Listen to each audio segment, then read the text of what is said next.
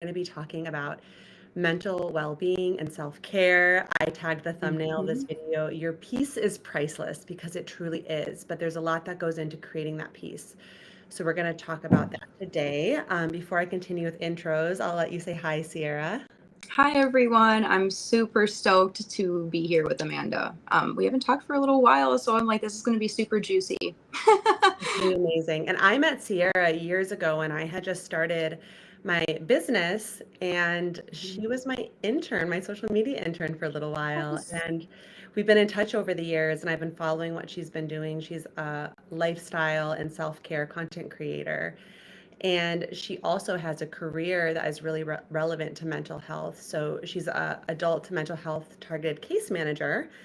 She graduated from the University of Minnesota with a Bachelor of Arts in Psychology and a minor in Family Social Sciences. And she's also a certified personal care assistant. She has a background in mindfulness, ABA therapy, and she's just incredible. So I do want to just lay the framework of this conversation that Sierra and I are not experts in the realm of working with mental health in a diagnostic framework. So we're not therapists, we're not psychiatrists, but our careers are quite adjacent and relevant to conversations around mental health. So I framed this in the context of mental well-being rather than mental health to take more of a preventative and wider perspective rather than addressing kind of more, a pathology clinical based framework. If you don't know my channel, I offer nervous system education strategies for applying nervous system care to your personal and work life in a way that increases and optimizes ease. Sierra is a Gen Zer, which I think is really important to pull in different generations and their perspective on mental well-being. And she has a lived experience on these topics. And like I said, coordinates care for adults with mental illnesses. So we're going to just go back and forth here about what this means to us. It's going to be Mhm. from our perspective rather than we're telling you what to do. Take what serves you, leave the rest. We're storytelling. We want it to be deep, but also light and playful at times. So we'll be talking about beauty too and feminine energy a little bit, all the things. So let's start. Well, actually, I did want to share stats before we start with you, Sierra, because I think this is really important. I looked up 2022 stats on the National Institute of Mental Health website, and it is estimated that 1 in 5 adults in the US live with a mental illness. And again, we won't be addressing that specifically, but mental well being and preventative care can help soothe the nervous system in general. And then the observed prevalence of mental illness was higher among females than males. And young adults ages 18 to 25 had the highest prevalence of mental health condition. So I think that these stats laying that framework show that this is a really relevant conversation in the container of understanding.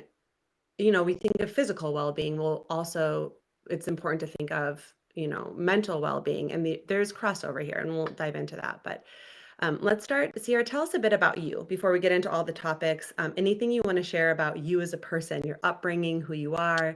You're so magnetic, and just introduce yourself Aw. to us. Well, thank you so much, Amanda. Yeah, that's always an interesting question of like trying to talk about yourself, honestly. But I feel, growing up, I was an only child for a good amount of time until I was like 8. And then my two younger brothers came along, and I lived with both my parents. They were married and grew up in, the suburbs around Minneapolis here in Minnesota. And I think, my parents got divorced when I was at a young age. And I think that was a big player in how I act, how I grew up, what my interests are in life and family dynamic. Um, Also, just my personality. I've always been like a free spirit. I've always been like an adrenaline junkie, a daredevil, very open minded. I love to meet new people and travel and try new foods. So I feel like that open mindedness has kind of thrown me into the trajectory of learning about new people and trying to understand people's perspectives that are outside of my own. Um, and another thing, I guess, is something that I struggled with growing up was anxiety. And I find it kind of funny because, like, me and my family talk about it now as we're getting older, and my family will talk about, oh, I think I might have anxiety. Like, I don't know what this is. Like, it's like this new thing for them. And it's nice to have conversations with them now of like, this is what you're experiencing. Because when I was younger, like even in second grade, like I didn't know exactly that it was anxiety, but I can think back to like having high stress, having high anxiety, and that ultimately brought me to where I am now of my interests of working through the mental health field and why I got the degree I did. And it's still working through it myself. As I get older, I have not come up with a master plan, or I'm not the Wizard of Oz where I have this concoction that, saved it all. But I've definitely come up with skills and practices from how I was raised and how I grew up and the barriers that I experienced. And that's helped me grow and then help other people grow.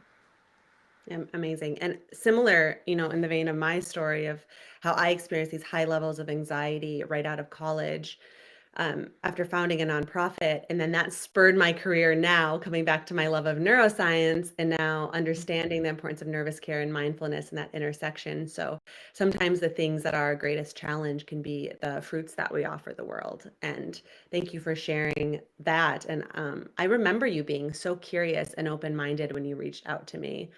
You have this open energy, and that's a beautiful gift to the world. So what can you just give a little synopsis? I don't want to get too much into it, but what you do for work? Like, what is a targeted case manager? Yeah.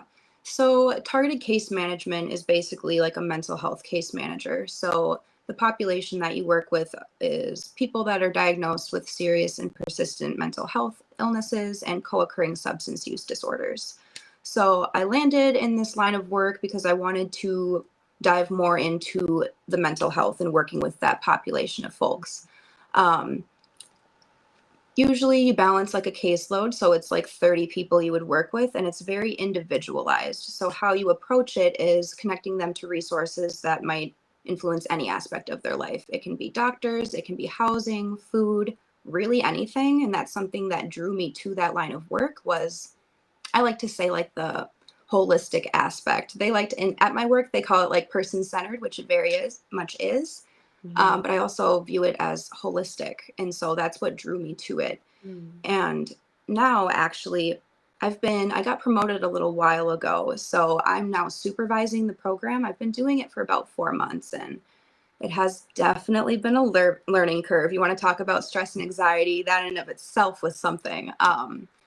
But the scope of what I care about now is not just the clients, that population, but it's also my team, the Mm. staff that are the case managers that are helping this population, because secondhand trauma is real, burnout is real, and those are the things I'm trying to tackle now simultaneously is the population we work with, but also my team in the workforce. Girl, you are speaking my language. I'm so passionate about this. And I love working with individuals and helping them to work in a more sustainable way because it's so important. And when you think about your team addressing the mental well-being of a certain population, and they are also, but there's a culture of that's not supportive to mental well-being. That's 100%. an interesting embodiment. So I love that you acknowledge how important that is within the culture for you all to practice kind of Mhm. what you're offering to the world. And I do everything I can to hold myself accountable to that as well. Um, it's helpful to embody it yourself when you're offering it to other people. So Totally. you had anxiety as you remember as a little girl, and I'm Mhm. kind of curious about your journey in well-being over the years. Did it pop up in teenage years, kind of throughout college? What's been your journey with your mental health, mental well-being? Have you Sure. navigated it? I feel like it's looked different in different parts of my life. So, as I said before, I'm very open minded. So, it's like I'll try anything to try anything. And that rings true for my own growth, my own personal development, and my own mental health. So, growing up when I was younger, the basic thing was like therapy. And I did therapy when I was younger. In honesty, sometimes I didn't feel like it was helpful. Sometimes I felt like it did. And I think that's a key component of healing is recognizing what works for you and what doesn't. So I've done things like that. And I started to step more into, how can I help myself? What can I embody? So in therapy, I learn about coping techniques. And I think maybe that's where it really started of like, oh, there's tangible things that I can do for myself. Like it's empowering to have the independence to heal myself in a fashion. That's good. So that's what I did when I was younger. But then I remember when I was a teenager, I really stepped into journaling. So, and I have, God, I don't even know, maybe like 7 or 8 journals now at this point. I do one like once a year, I fill it up, and it's a processing tool for myself. So I've been able to implement other things on my own. A lot of mindfulness has come into play. Meditation is huge. I stepped more into my body of doing yoga and also like boxing and volleyball and Pilates. And I've Mm. even stepped into like pole dancing. And I feel like that has also helped my mental health tremendously and just developing the relationship with my body because we know that mental health, symptoms can manifest in the body. So being able to have a good relationship with my body and my mind is something that I've developed. And I've also tapped into like plant medicine as well for more of like that spiritual component of there's more out there. What is out of my control, in my control? What does God or the universe have to say about this? So a lot of trial and error and communicating with other people that have gone through it, like working with you. That was a big part of it too, was finding out what am I interested in? What do I want to do with my life? And breaking down those barriers because that ultimately affects, your mental health too of like, where am I going from here with the Mhm. stress and goals? Yeah. If you're listening to this, Sierra said something really important that she found what worked for her. And I think that's a really important piece to sit with because you can get so many suggestions from this world. From social media, try this, from, friends and family who have a genuine interest in helping you, but at the end of the day, it's about navigating with what resonates with you. We're all wired in different ways.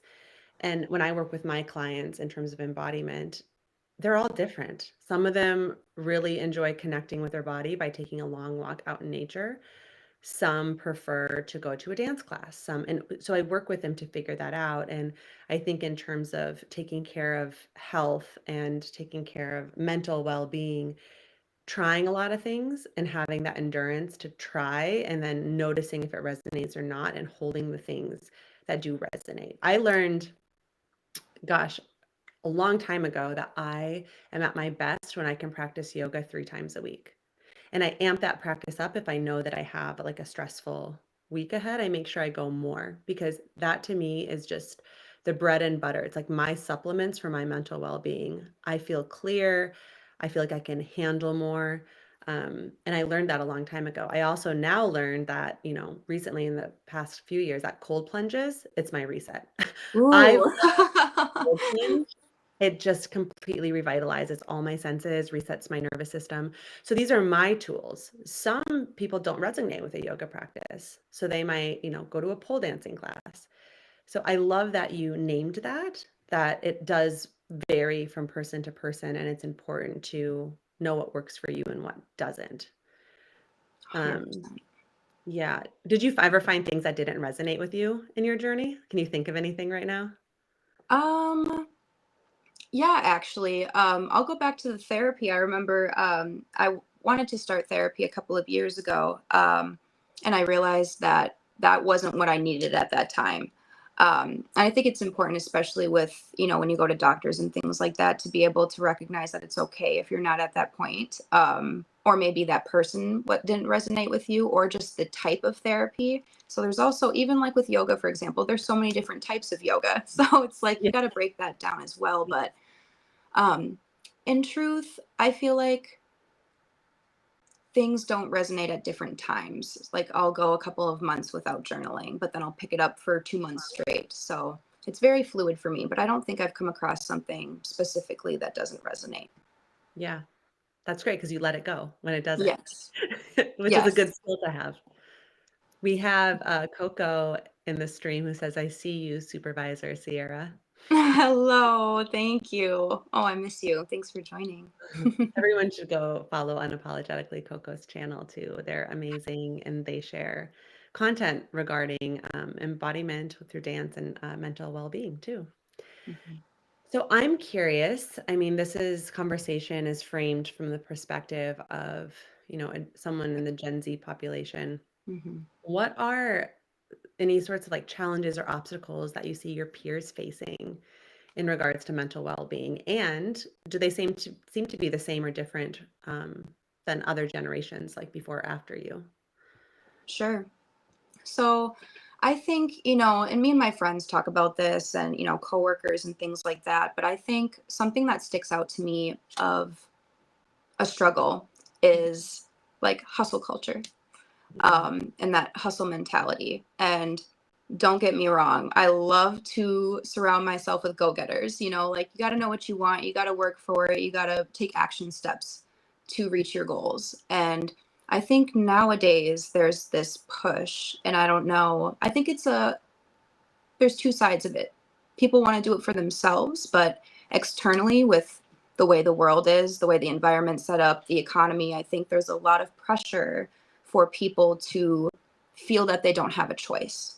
And so they're doing things out of a survival instinct, even if they don't recognize that they're in survival mode. Hmm. And I think that is a big barrier to self care and mental health, because you're focusing on those things. And sometimes mental health for stress, that will fall to the wayside. And maybe self care practices might fall to the wayside because you're working towards your goal in a survival mode instinct, I suppose, rather than a flow state.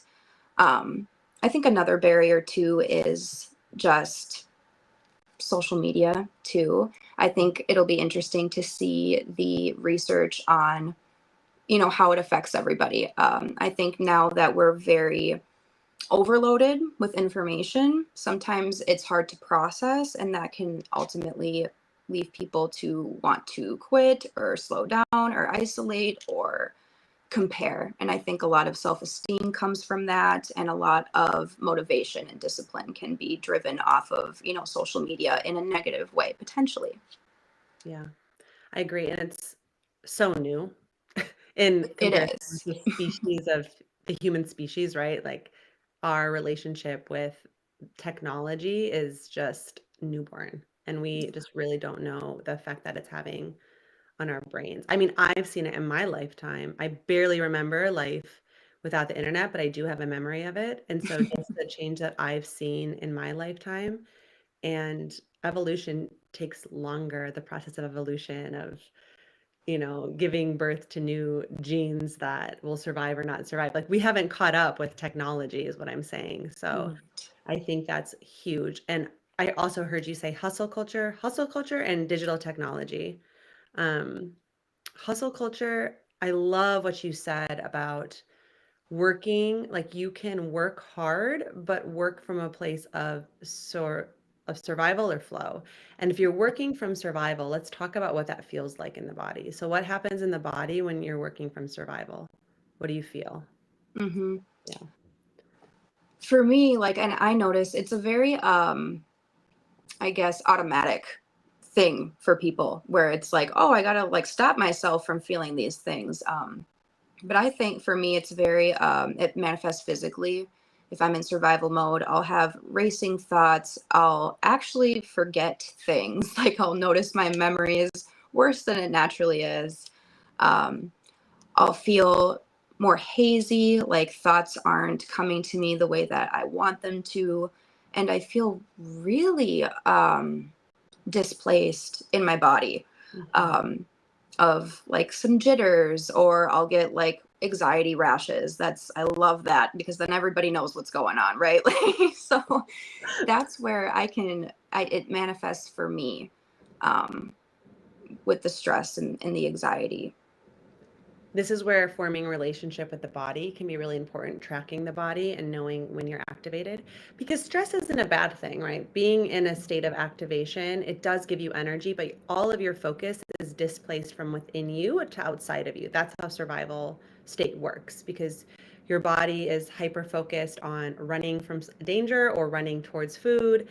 And it's not a time to be creative and in flow. So if I remember you said feel hazy or foggy. Mhm. And I want to highlight that because there is this belief in most of our subconscious minds that if we are if we're resting, we're being unproductive.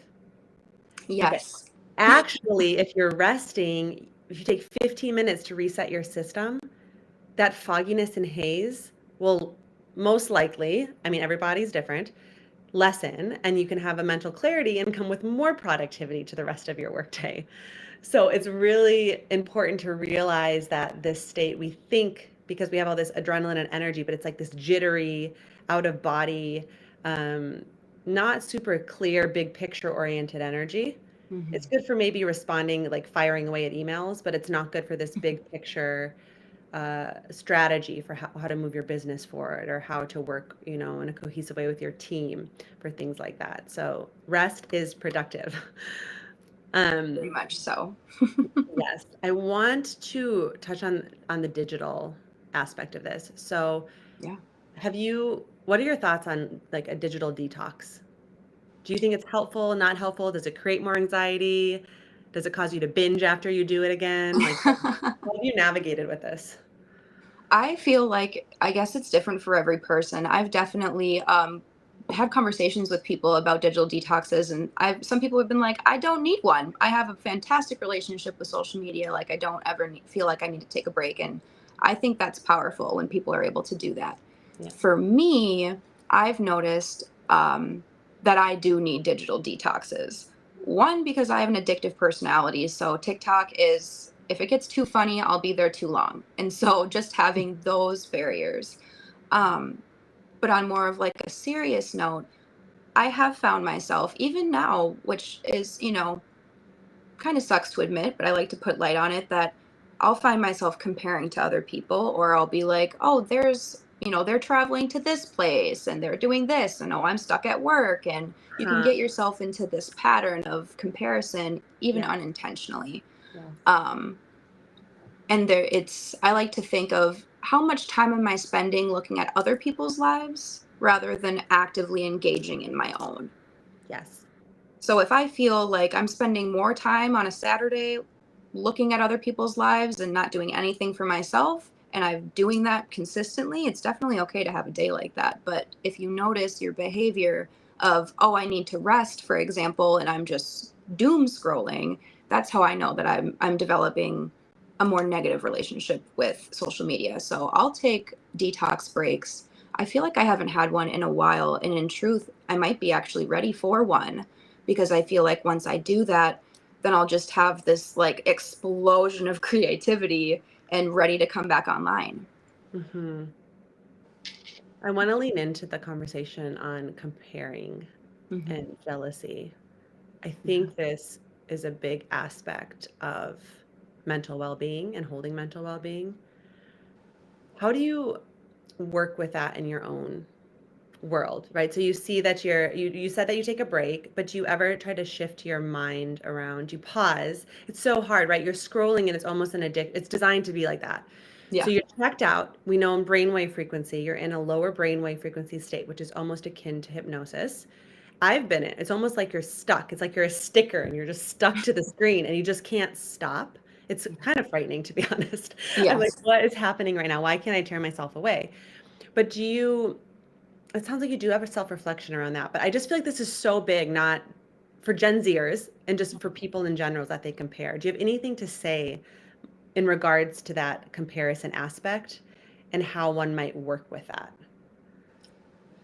Yeah. I mean, and I've done this for myself too, of like, if I catch myself scrolling and I'm like, oh, that looks really cool. That looks really cool. Like, oh, I would love to do that.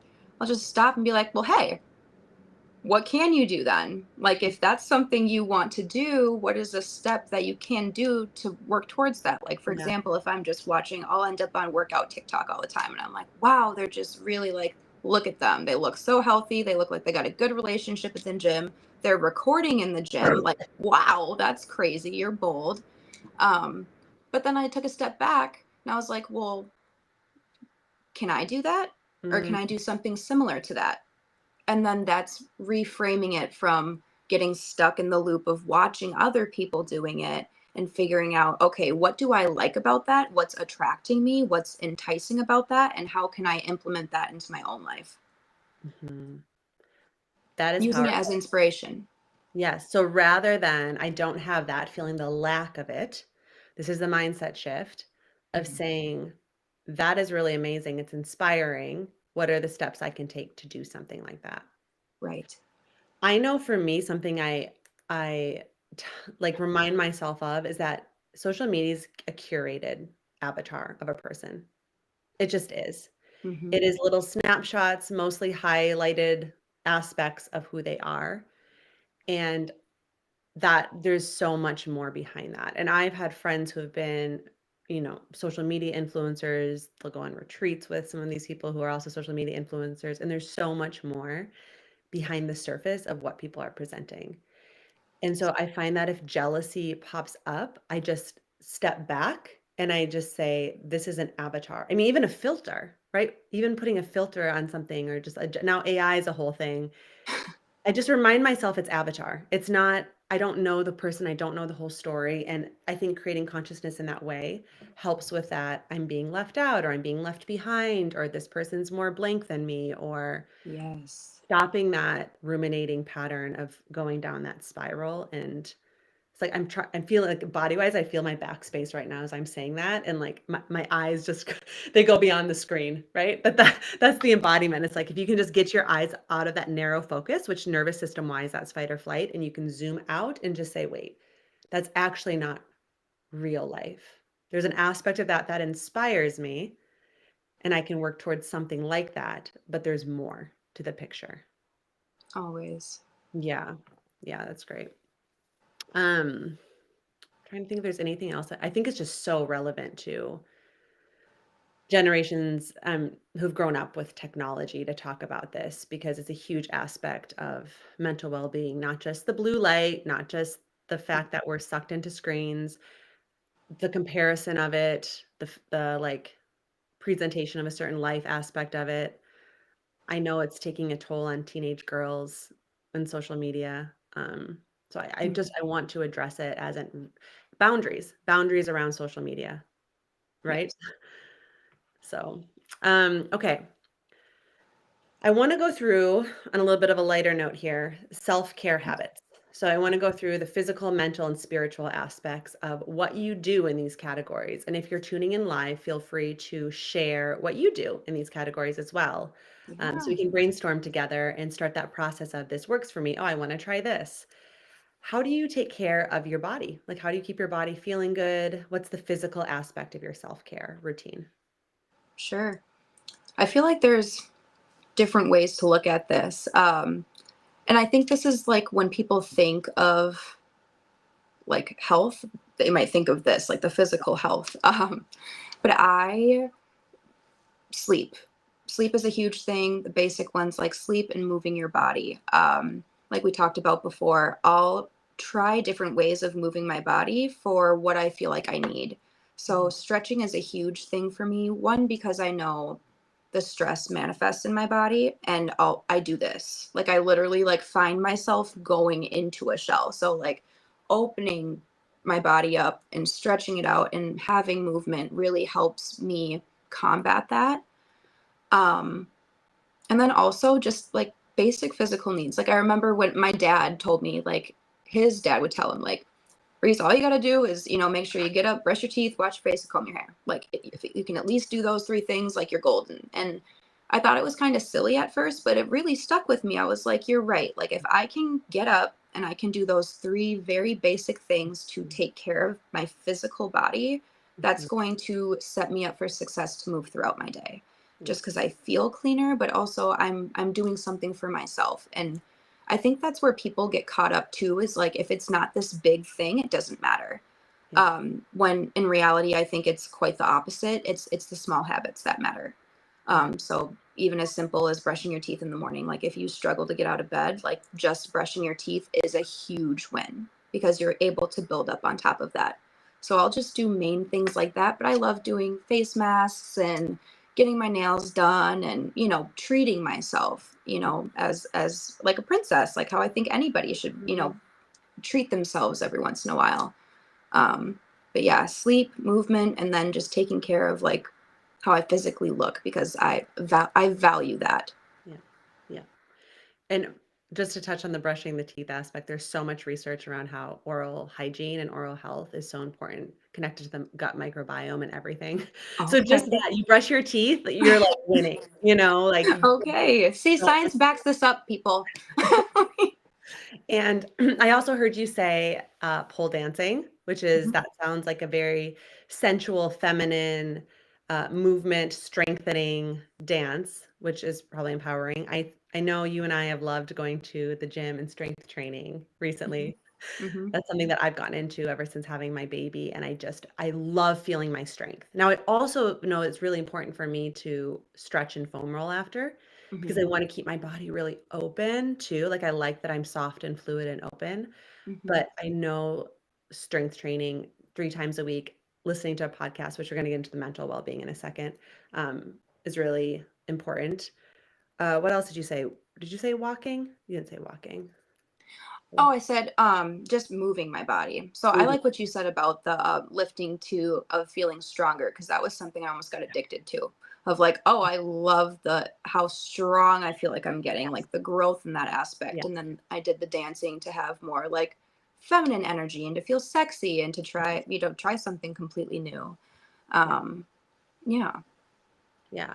And I'm trying to think too, any more physical. Oh, food. I think and sleep. drinking clean, remineralized water is a huge win because we're made up mostly of water. And that would take care of the physical body. Mhm. And then, yeah, anything regarding like food and what you like to eat, like what feels good in your body? Oh yeah, that's a I've had my own journey with food. I love all types of food. I'll eat anything, so I like to treat myself when it comes to food, but I also realize that I need to be careful Mhm. of making sure that I ingest things that are actually good for me. Again, where we live, we're not really set up for great success to just grab anything off the shelf and you're okay. It takes some time. It takes a relationship to build that up. Um, but I make sure I try my best to eat 3 meals a day or more than that. Like I've learned from my body, I do best if I have like 2 dinners. I'm solid if I do 2 dinners. So learning what's best for your body and giving the energy to it with nutrients, but also being able to treat yourself. So I'll be honest, that's something I am trying to navigate more, especially as I get older, is like, okay, how can I make like a healthier choice than just eating whatever I want? Yeah, and food is I mean, it's so unique to every single person. And It again, is. our body constitutions are all different, our nervous systems are different. So we digest different things in different ways. But I think what you're saying about tuning into how something makes you feel and then making choices in regards to that Mhm, and flowing in that way. Side note, I've mentioned this before in a video, but the Yuka app, Yuka, have mhm. you heard of that, Sierra? Yes, actually, my dad uses it. It's incredible. I recommend it because the biggest thing that I do is I try to avoid processed foods Mhm. as much as possible. I try to use as as close to the earth as possible. Yeah. Um, and the Yuga app helps me do that. And they do a great service to our society by filtering out those ingredients and letting Right. us know what they are. And it's wild because some products that are presented as healthy, They're because not. they're not. It's yeah. And some of the most and they do this with beauty products too, right? And some of the beauty products that are the most simple generic brands are actually like the cleanest and they're the cheapest. Mhm. Yuca's helped me so much. I recommend it for taking care of like physical, chemical base of our bodies. It's For incredible. sure. Do you think that do you think that caring for the body is necessary for mental well-being? 100%. And can you share more about that? Yeah. I don't think you can really do one without the other, honestly. Yeah. Um, I think there's a direct correlation. I mean, one, because the mind's in the body, but it's connected, and I think it works both ways. I think, for example, like mental health symptoms like stress and anxiety and trauma, that's held within the body. So if you're going to work through that, it's probably going to manifest. You're going to feel it physically. You're not just going to have thoughts about it. You're going to feel it within your body.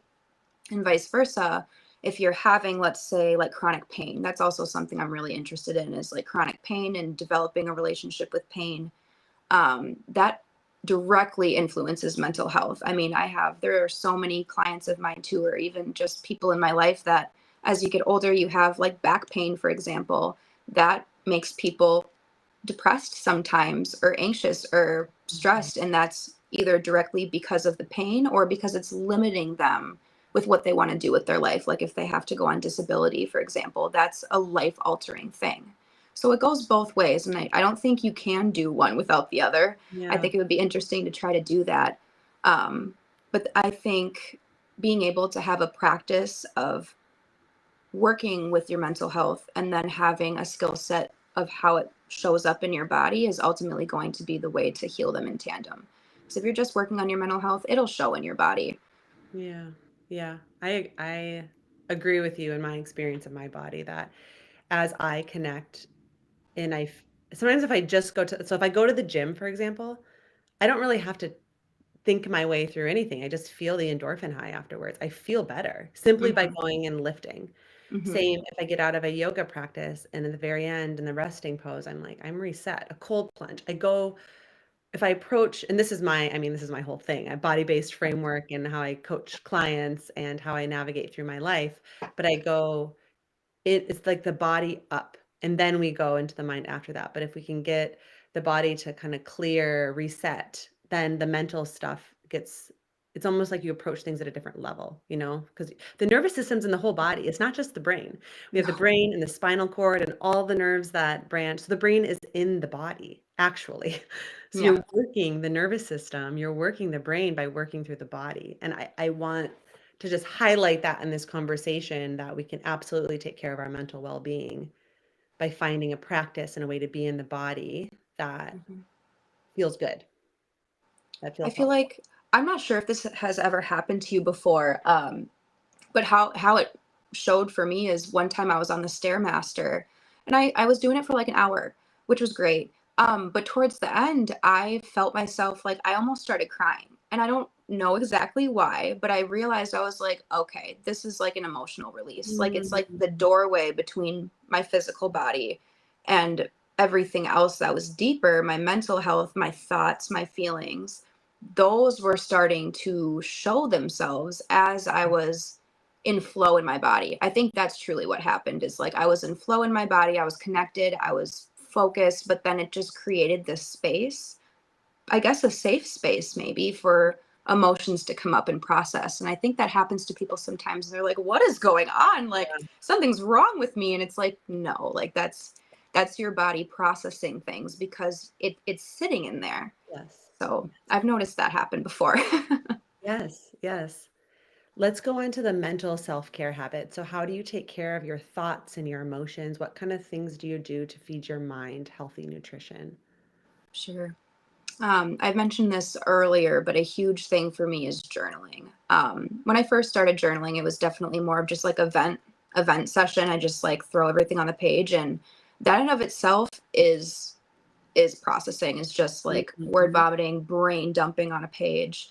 But I've also had more of like a conversational based journal with myself of trying to process things, break things down, and even going back and rereading, where I was a month ago to physically like see the mindset shift that or an embodiment that I've done. Mhm. Um, so journaling is huge for me for, my thoughts. Another thing that's helped a lot for me is meditation. And I know a lot of people, especially Gen Zers, I'm going to call you guys out, have a weird relationship with meditation. And I don't blame anybody. It's has this like woo woo context, I feel. It's not something that is super prominent, I guess, in healing. There's pills that get pushed and things like that. But it's more open now. But I do think like meditation has helped me sit with my thoughts, process them, and also separate from them. And what I will say about it is it's a tough task. It's a practice. It's not something you learn and then you're just good to go for your whole life. It's like a constant practice of getting pushback from your mind. That's the whole practice Mhm. of meditation. So meditation and journaling are my main things for sure. I love that. I also am really conscious about what I'm listening to. I love to feed my mind positive affirmations, like, um, yeah, like what am I taking? I think about that a lot. Hmm. So podcasts or sound healing or yeah, like just there's junk food you can take in, which is fine, but over time that I think creates adverse effects. And I I like to take agree. in really uplifting music, we said meditations, but yeah, I'm trying to think. There's like prayers even you can find like right away in the morning. What are you taking in? Those are hot spots, by the way, morning and night, as you're waking up, as you're falling Yes. asleep, for accessing your subconscious. So if you wake up and you just start scrolling, fine if you have a really inspiring social media feed. Everything is you're feeding it that. But if it's you just start your day in comparison itis, then it's going to have a effect on the rest of your day. So I think that's important too.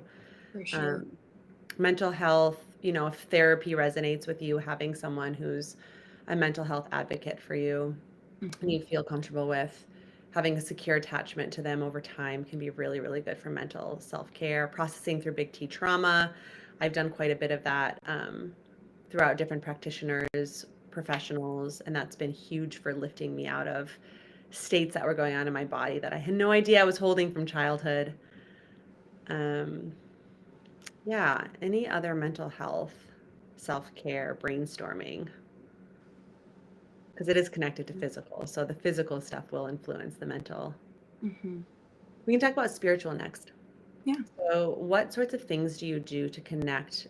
And when I say spirituality, I mean something that's greater than the way our brain is wired. So, this could be the energy that flows through all of nature. If you have a connection to a religious tradition, some people use the word the divine, some God, some universe. It's really whatever works in your language, but it's the connection to mystery. It's beyond what we can see and what we think and behind logic and reason.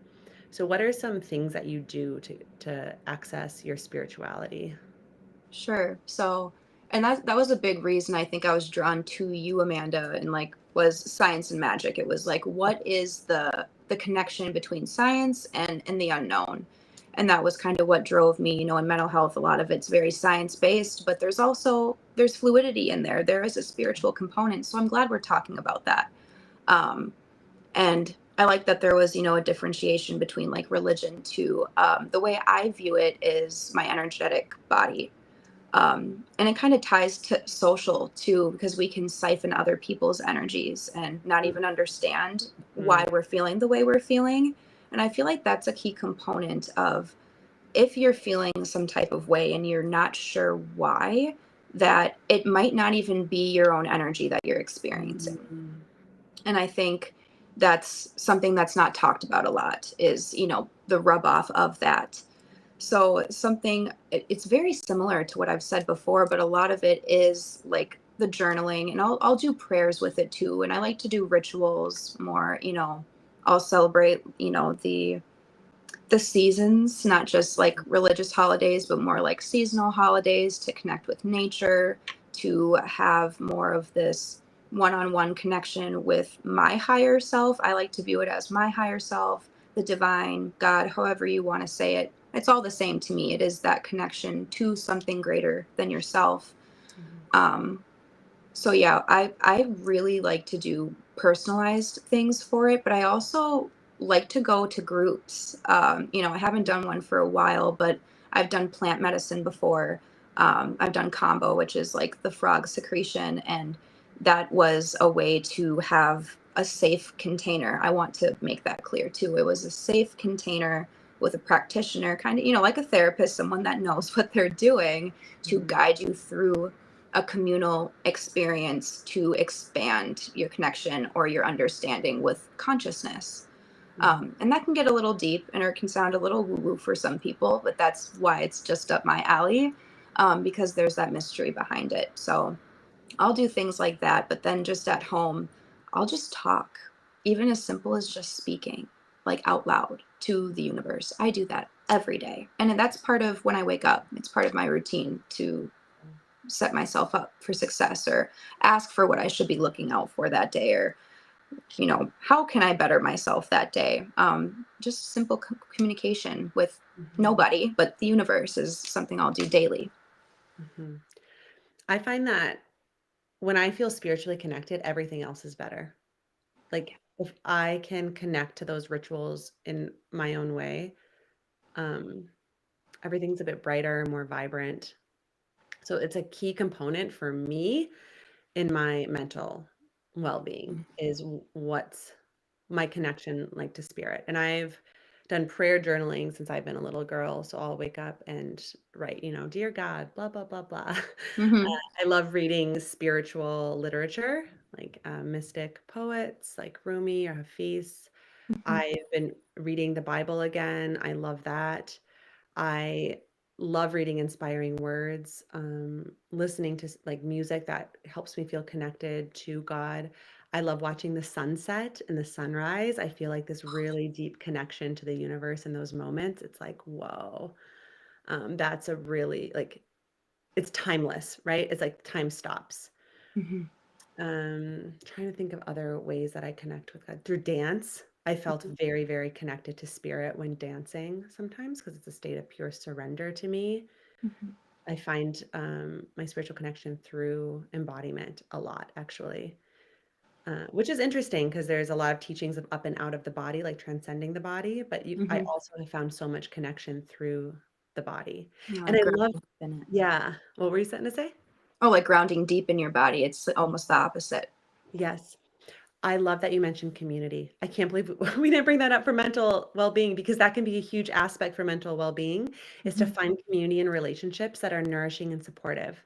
I mean, it's one of the most important aspects, I think, of being human is finding those safe relationships because we evolved to be in community. That's how we survived as a species. So we're Yeah. wired to seek that. And I think that actually, I almost want to backtrack and touch on that because it's so important for well-being, and I think we're isolated behind screens and technologies. How do you foster community and relationship in your life? Sure. I feel like it's different avenues. I mean, my family is very important to me, and I didn't choose my family members, but I can choose the type of relationship that I have with them. So that has Mm, been a big part of my life and a big part of why I landed in the work that I do. It is my relationship to my family and seeing how my family functions. Um, and support, surrounding myself with friends that are supportive of me. I'm a very social person. I'll talk to anybody. I'll, hang out with anybody, but I myself know that people have different respects in your life for different reasons, right? Like I have my solid friends that I know have my back for anything.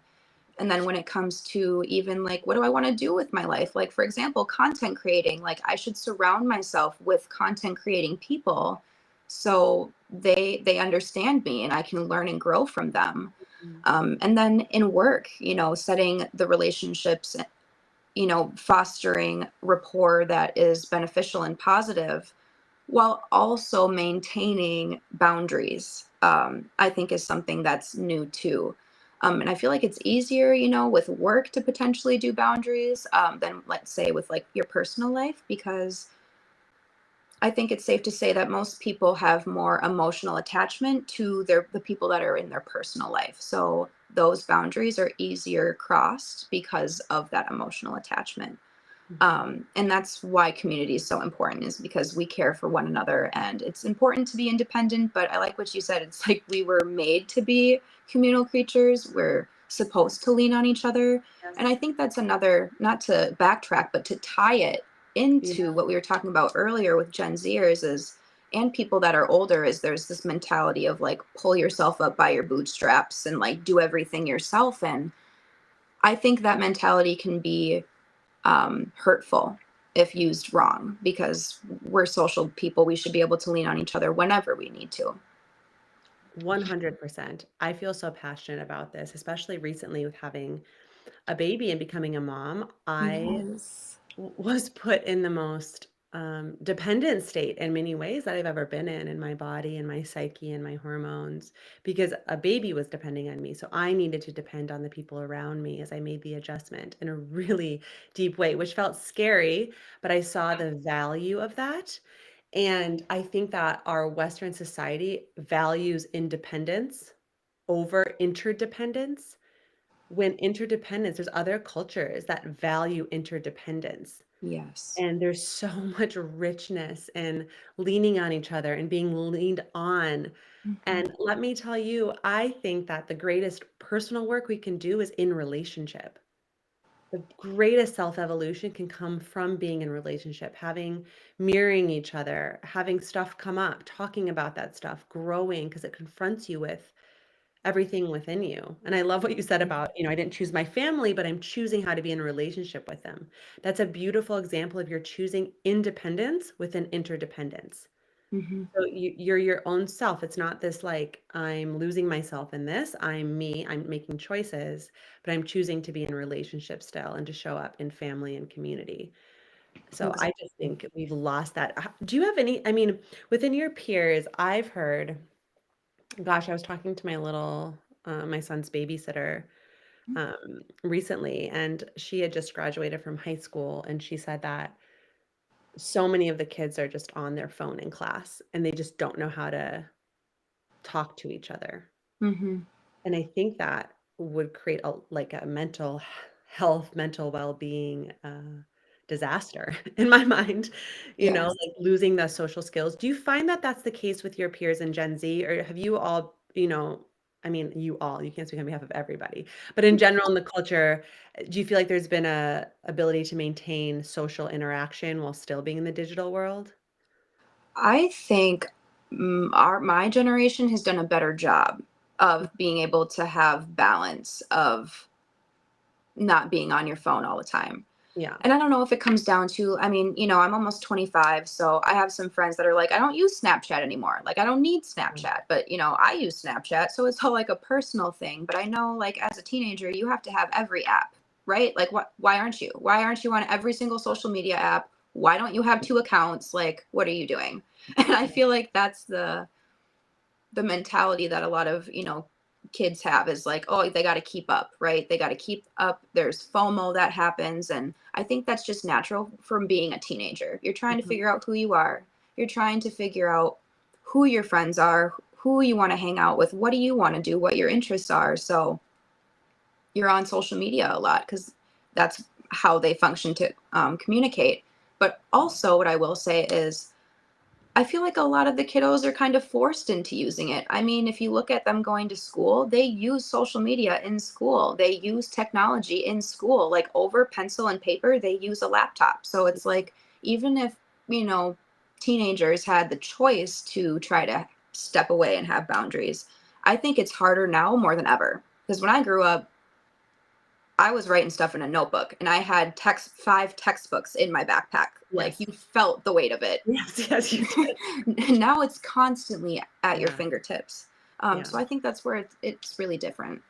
Yeah, it's important to pull that in regards to this conversation on mental well-being, because that aspect of being human, the ability to connect with each other, not through a screen, not over social media, the ability to connect in person, face to Mhm. face with energy, with heart, with facial expression is so important to how we've evolved.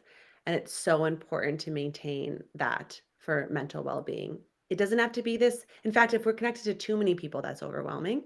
But Mhm. finding your people, and I love the guidelines that you shared, if I think being strategic in a way, and intentional, not strategic, intentional. I want to be around, this type of person. I want to form relationships in this way, and then not just seeking that, but saying, who could I become to offer something of value within that relationship, and then Yes. attracting that into your life by becoming the reciprocal of it. I just Mhm. think it's so important. I can't even believe I didn't ask that before. You can tell I'm passionate about this. I think Yeah. it's missing in our society, and it's causing it's at a detriment to people.